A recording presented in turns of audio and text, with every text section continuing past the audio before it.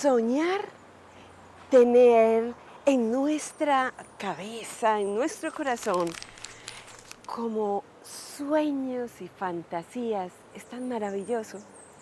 Incluso desde que estamos pequeños soñamos en ser grandes y en llegar a grandes cosas. Y eso es maravilloso. Y Dios hace parte de ese sueño.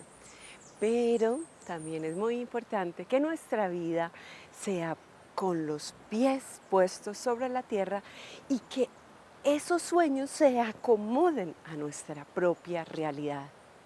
No podemos vivir de ilusiones, no podemos vivir de sueños o de fantasías, porque cuando no se cumplen, ahí es cuando vienen los problemas, porque no entendemos qué vida estamos viviendo.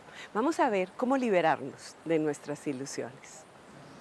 Por eso Jesús nos habla en Lucas, en el capítulo 14, versículos 28 al 30. Miren la historia que cuenta Jesús. Cuando tú vas a construir una torre, no te sientas a calcular los materiales con que la vas a construir, los cimientos que vas a poner, porque puede ser que si no has calculado los cimientos, después o no la terminas porque no eres capaz de terminarla, o es posible que fracases en el intento. Es ahí cuando nos empieza a hablar Jesús. Y además está contando una historia parecida a la de Génesis 11, cuando se construyó la Torre de Babel. 2 torres, la construcción de la torre. ¿Qué será? Ese castillo interior hay necesidad de llegar a él. Pero en Mateo, en el capítulo 7, versículos 21 al 29, Jesús nos recomienda construir sobre la roca para tener una casa firme.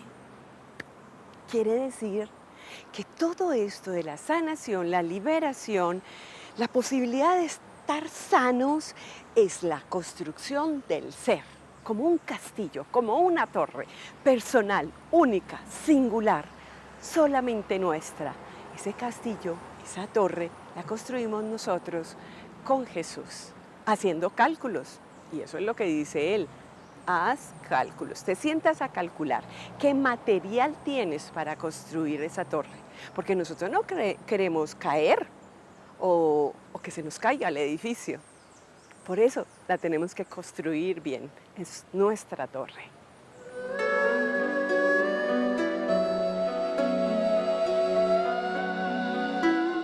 Yo soy un hombre soltero, pero un hombre que, digamos, en las 3 últimas novias que tuve, viví mucho de ilusiones. Realmente uno cree que todo lo que humanamente le dicen las otras personas a uno es palabra de Dios.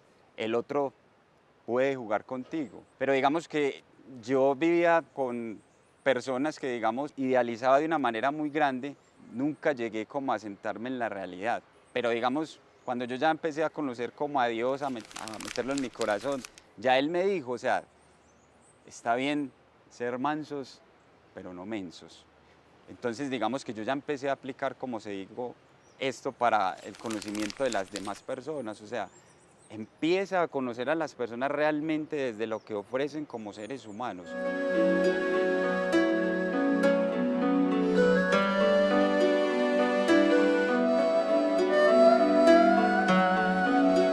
La palabra ilusión viene del latín ilusio, que significa engaño, percepción o idea irreal. Es muy común escucharla en expresiones cotidianas como ilusión óptica, hacerse ilusiones, es pura o vana ilusión, etc. Vivir de ilusiones es pensar y asumir que la vida es perfecta, paradisíaca, color rosa, que no existen los problemas y las dificultades, las enfermedades, los conflictos. Sí existen. Como dice el teólogo Ansel Grum, las ilusiones no pueden crear la realidad que ansían.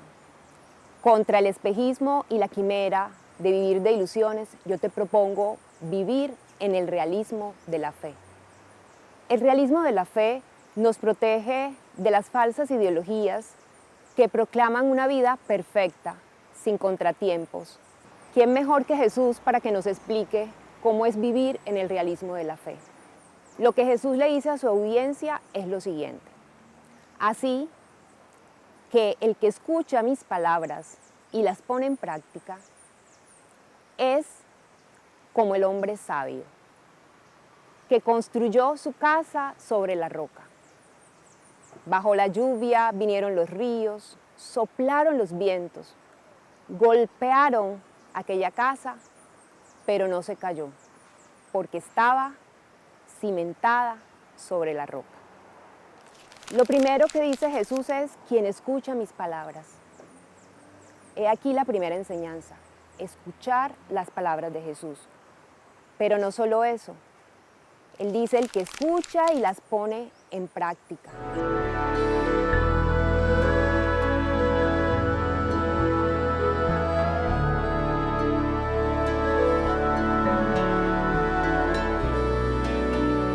Esta labor de construcción del ser, de hacernos, tiene que ver con el seguimiento de Jesús.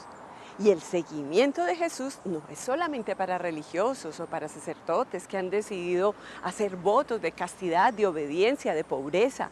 No, también para nosotros. Nosotros debemos entonces decidirnos por seguir a Jesús. Y este texto está en el contexto precisamente del seguimiento. Jesús anteriormente le ha dicho a los apóstoles y a los que lo siguen, que son muchas personas: quien ama a su padre, a su hermano, más que a mí, no es digno de seguirme. Puede uno pensar, qué palabras tan duras, si nosotros amamos a nuestras familias muchísimo. Pero qué extraño, ¿qué hay ahí? ¿Qué hay en las familias que no nos permite construirnos o hacernos? Pero antes de que comprendamos, les voy a contar la leyenda griega de Procusto.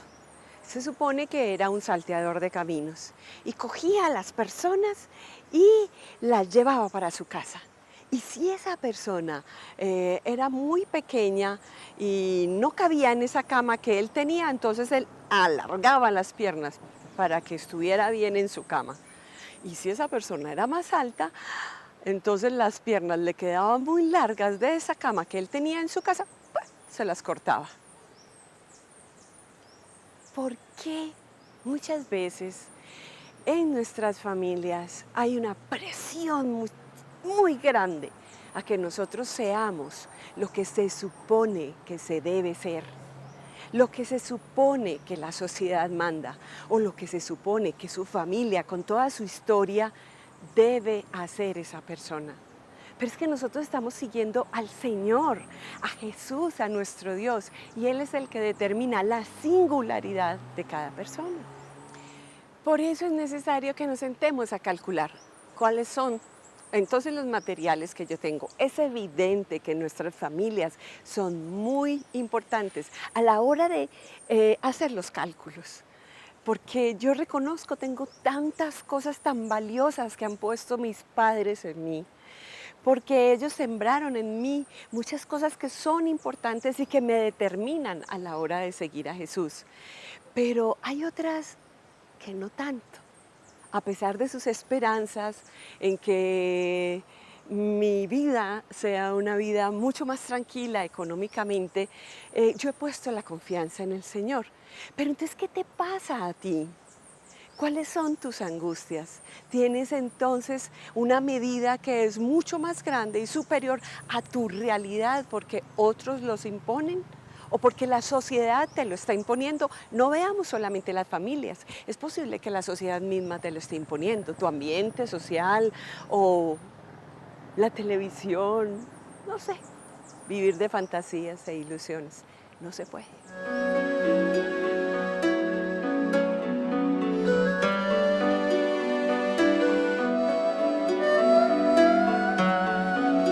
La mayoría de nuestras Biblias han traducido así: poner en práctica. La palabra que se encuentra en el texto original koiné es un verbo, poieo, que significa hacer. Aquí el mensaje es hacer vida las palabras de Jesús. ¿Y qué significa hacer vida las palabras de Jesús? Es vivir de acuerdo a ellas. Si vivimos de acuerdo a las palabras de Jesús, tenemos que actuar como ese hombre sabio, como ese hombre prudente y construir la casa sobre la roca. No nos podemos quedar quietos, inmóviles. A eso me refiero cuando hablo de vivir en el realismo de la fe.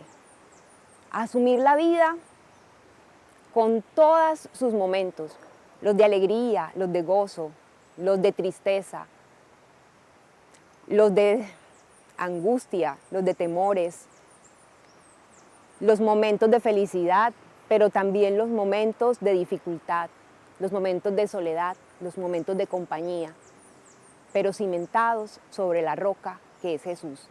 Nosotros decidimos cómo queremos vivir y cómo queremos interpretar y afrontar las realidades del diario vivir, en la fuerza que obtenemos de tener nuestra casa cimentada sobre la roca. Lo podemos resumir en una frase del filósofo y teólogo Mardones que dice: aceptar la realidad, vivirla con fe para cultivar la esperanza. Y es que en la vida cristiana, fe y esperanza van de la mano. La esperanza moviliza y anima la fe. En Hebreos 11:1 dice: la fe es hipóstasis de lo que se espera y prueba de lo que no se ve. Esta palabra griega, hipóstasis, ha sido traducida en nuestras Biblias como garantía. En realidad, el significado de esa palabra es sustancia, esencia. Así lo dice el Papa emérito Benedicto XVI en su encíclica Espe Salvi, Salvados por la Esperanza. Él dice que la fe es esta sustancia, esta esencia, y la define como germen, es decir, como una realidad presente.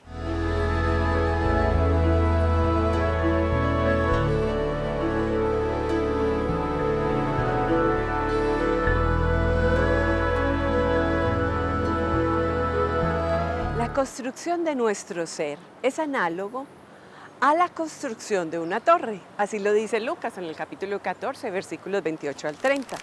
Y por eso nos sentamos a hacer cálculos, tal como las empresas que se sientan a hacer su matriz DOFA. ¿Qué es eso para nosotros?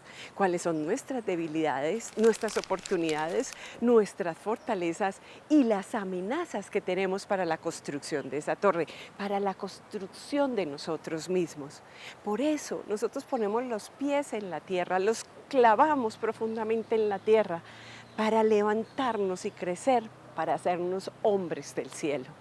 Por eso es que nosotros tenemos que contar con nuestra historia de vida, cuáles han sido nuestros dolores, cuáles han sido nuestros triunfos, qué tenemos en talentos y qué tenemos en heridas que debemos entonces construir o para construir esta torre. Vivimos preocupados por ser más o por ser menos, por ser los primeros o terminar siendo los últimos, porque incluso esa necesidad de humildad y de hacerse de último ha llegado a un servilismo que tampoco es lo que quiere Jesús. Jesús quiere que nosotros seamos el ser, el construirnos verdaderamente. Santa Teresa habla de algo muy claro, la humildad. ¿Qué es la humildad? La humildad es andar en la verdad. Porque puede que tú tengas carismas y talentos que los tienes que entregar a tu comunidad o que los tienes que entregar a los otros, pero el hecho es cómo entregas los carismas, cómo haces el ejercicio de ser como tú eres. Porque nosotros podemos pensar, los que son superiores o los que son vanidosos o los que son soberbios, no están tiranizados por su ego, no están esclavizados por su ego. También tenemos que liberarnos de él. El error entonces está en las comparaciones. Yo quiero ser como esa torre, yo quiero parecerme a aquella torre. ¿Por qué no mirar lo que tú eres? Lo bello que tú tienes, la historia que te ha construido, los dolores que han permitido que tu torre tenga un color especial. Yo a veces pienso que cuando los arquitectos no son capaces de construir torres distintas, edificios distintos, que no vengan desde su propia creatividad, sino que parecen todos como hechos, unos cajones que no expresan nada, que no manifiestan lo singular de la persona. es porque no han trabajado en su ser profundo, en su propia creatividad. Que eso no te pase a ti. Permite que tu torre sea distinta a las demás.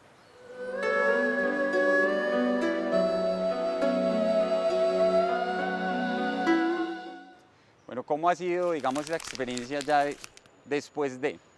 Después de ya uno tener los pies sentados en la tierra, digamos que ya yo me doy la tarea de poder analizar un poco más a las personas y conocerlas desde su propia realidad, porque es que nadie está excepto de tener dificultades, de tener situaciones, digamos, que a veces te quieren hacer ver como lo que no eres.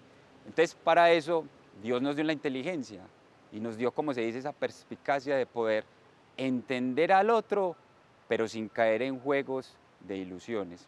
Pero ya cuando empieza uno en ese proceso de conocerlas, es que uno va haciendo como ese análisis de, bueno, y haciendo como un checklist, bueno, esta persona me gusta esto, tiene este defecto, pero bueno, yo soy capaz de aceptarla como es, listo. Yo ya defino si la acepto con sus defectos y con sus cualidades.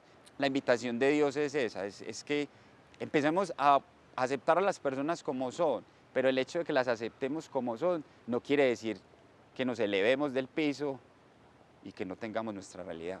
Entonces, Dios nos invita a eso, conoce a las personas, pero conócelas desde el fondo de su ser. O sea, no las conozcas simplemente desde lo externo, porque lo externo te puede vender a ti muchas cosas que no son realidad en la persona. Y los seres humanos estamos muy llenos de máscaras.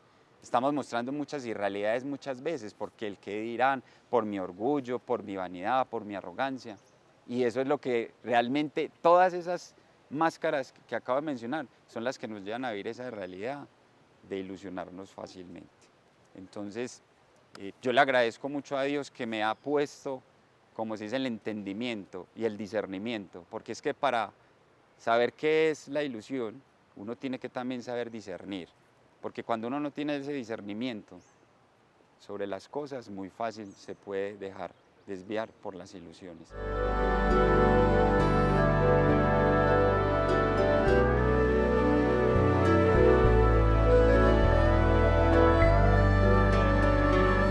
Dice Jesús en el versículo 30 del capítulo 14 que no nos permitamos que nuestras torres se derrumben y que nosotros seamos el hazmerreír de las personas. Los cálculos deben ser fundamentados, como dice Santa Teresa, en la verdad. Jesús dice, yo soy la verdad. ¿Por qué creen que Él es la verdad? Porque Él anda en la verdad, muestra lo que es y hace lo que siente en su corazón.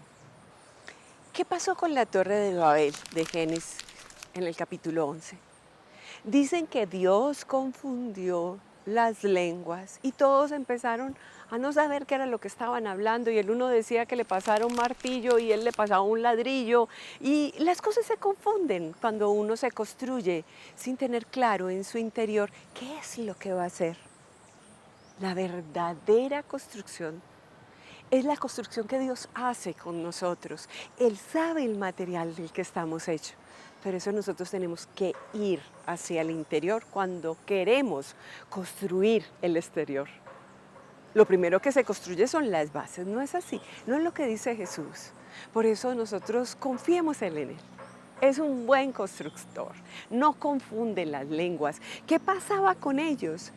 La construcción era en la soberbia, en la vanagloria. Y cuando alguien construye desde ahí, no hay sino mentira. Así que entonces pongámonos en la tarea. Vamos a construir una torre. Esa torre somos nosotros mismos. La vamos a construir desde adentro. No te preocupes por lo de afuera. Lo de afuera no vale la pena. Es lo de adentro que crece y crece hasta el cielo. Seremos hombres del cielo en la medida en que nosotros construyamos con los materiales de la verdad esa historia de vida, eso que nosotros somos, esa belleza que nos ha construido. Cuando yo pienso en las arrugas, ¿qué son las arrugas sino los dolores, las risas, las sorpresas, los asombros?